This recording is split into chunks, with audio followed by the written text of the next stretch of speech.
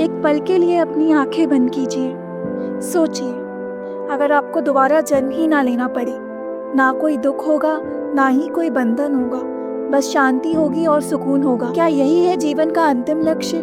क्या यही है मोक्ष? आज हम इस वीडियो में बात करेंगे इंसान को मुक्ति क्यों चाहिए और उसे पाने का रास्ता क्या है।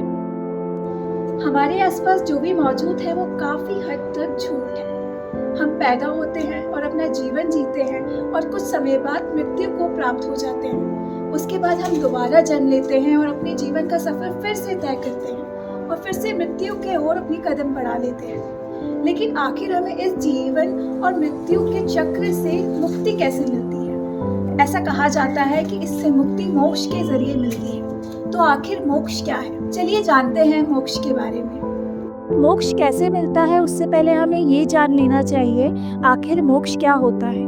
मोक्ष यानी मुक्ति, जन्म मृत्यु के इस चक्र से मुक्ति, दुख और सुख के बंधनों से मुक्ति, अपनी आत्मा को उसके असली रूप में पहचानना, अपनी आत्मा को परमात्मा से मिला देना है मुक्ति।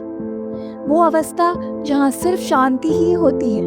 मोह और मोक्ष दो पैरेलल लाइंस हैं। जब तक मोह है, जब तक मुक्ति नहीं है, और इसलिए मोक्ष का पहला कदम है मोह से दूर हो जाना। हम सबके पास कुछ ना कुछ है, फैमिली, नाम, स्टेटस, डिजायर्स, इमोशंस, ड्रीम्स, लेकिन ये सब एक नाटक है, एक रोल जो हम निभा रहे हैं। लेकिन असली में हम कौन हैं? इसे हम बहुत ही सिंपल सेंटेंस से समझ सकते हैं। I am not the body, I am the soul. यानी मैं ये शरीर नहीं, मैं एक आत्मा हूँ। जब हम ये समझने लगते हैं तो डिजायर्स, अटैचमेंट्स, छोटी छोटी चिंताएं धीरे धीरे खत्म होने लगती हैं। लेकिन कहना आसान है, उसे करना उतना ही मुश्किल होता है। अगर हम ये समझ जाए कि हमारे आसपास जितने भी जीव हैं, जितने भी इंसान हैं, सब में एक आत्मा है जो परमात्मा का अंश है, तो हम भी ये समझ जाएंगे कि हम भी सिर्फ एक आत्मा है जो सदियों से परमात्मा से बिछड़ी हुई है।